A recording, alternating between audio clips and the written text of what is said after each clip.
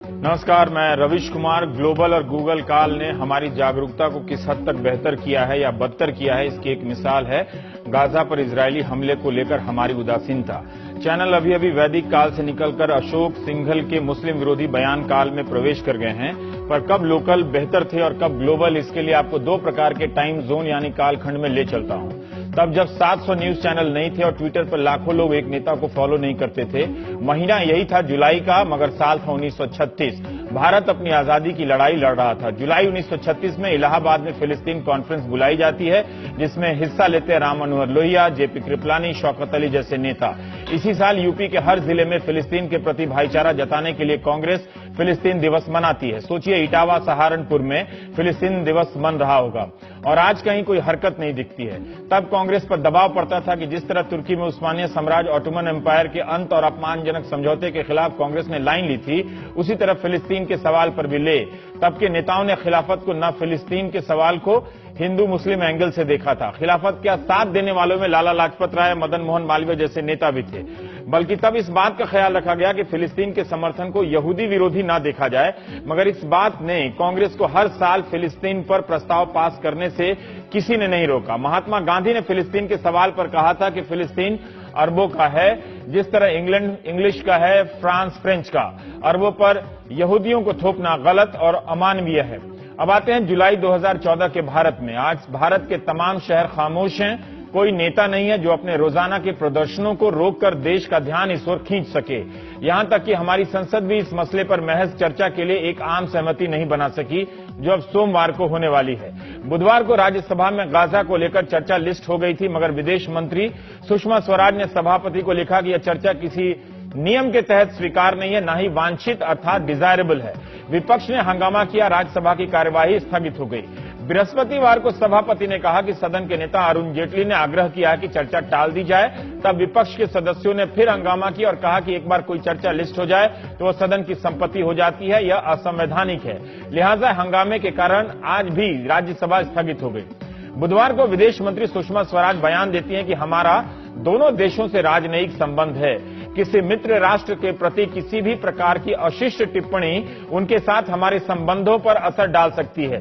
मगर ब्राजील में ब्रिक्स नेताओं के सामने प्रधानमंत्री नरेंद्र मोदी का बयान सुषमा स्वराज के बयान से काफी अलग बल्कि उलट है।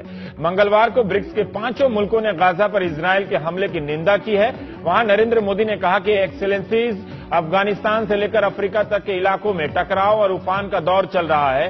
गंभीर अस्थिरता पैदा हो रही है, हम सब पर असर पड़ रहा है। मुल्क तार तार हो रहे हैं और हमारे मूक दर्शक बने रहने से खतरनाक परिणाम हो सकते हैं। फिर चर्चा करने से क्या डर है? 1936 के उत्तर प्रदेश में फिलिस्तीन दिवस मना था और हम 2014 की राज्यसभा में फिलिस्तीन के गाजा पर हमले को लेकर एक चर्चा नहीं कर सकते। 8 अप्रैल 2003 को इराक पर अमेरिकी हमले के खिलाफ हमारी संसद ने सर्वसम्मति से प्रस्ताव पास किया था। क्या इससे अमेरिका से हमारे संबंध बिगड़ गए? इस प्रस्ताव का समर्थन बीजेपी से लेकर लेफ्ट तक ने किया था।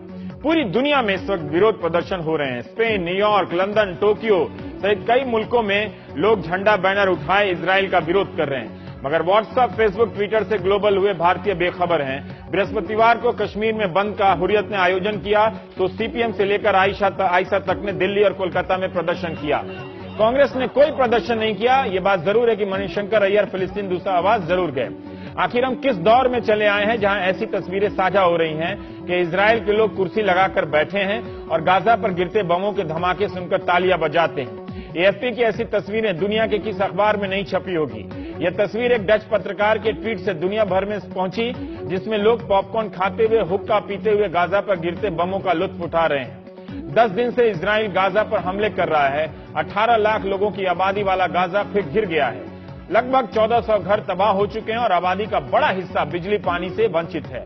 250 के करीब लोग मारे जा चुके हैं और मरने वालों में बच्चों की बड़ी संख्या है। स्कूलों को ध्वस्त कर दिया गया है। अस्पताल, विकलांग केंद्रों पर हमला किया गया है। आज के द हिंदू अखबार में ट्रिनिटी कॉलेज के प्रोफेसर विजय प्रसाद ने लिखा है कि इजरायल हमास नाम के आतंकवादी संगठन की सजा पूरे गाजा को नहीं दे सकता। गाजा को हमास मान लेना और पूरी आबादी को हमास के लिए कसूरवार ठहराना अंतर्राष्ट्रीय कानून के हिसाब से भी गलत है। 9 जुलाई को इजरायल के डिप्टी स्पीकर ने फिलिस्तीन मूल के 3 सांसदों को अपने कमरे से निकाल दिया। कहा कि गाजा में बिजली काट देनी चाहिए ताकि उसके अस्पताल ठप पड़ जाएं। इजरायल कह रहा है कि जब हमास मौत की संस्कृति पर चल रहा है तो उसका जवाब भी मौत ही है। हमास इनकार कर रहा है कि उसने इजरायल के 3 किशोरों का अपहरण किया, जिसके बाद ये ताजा हमला शुरू हुआ। संयुक्त राष्ट्र के सचिव बान की मून का बयान है कि गाजा इस वक्त छुरी की धार पर है। 10 जुलाई को सुरक्षा परिषद की बैठक हुई। अमेरिका, इजिप्ट सब कहने के स्तर पर सीज फायर की मांग कर रहे हैं, मगर इजरायल किसी की नहीं सुन रहा। क्या बीजेपी या मोदी सरकार इजरायल से अपने करीबी संबंधों या रुझान के कारण चर्चा का विरोध कर रही है, या ये कह रही है कि दोनों देशों से हमारे संबंध बहुत अच्छे हैं, इस पर असर पड़ सकता है? क्या भारत इजरायल को नाराज करने का जोखिम उठा सकता है?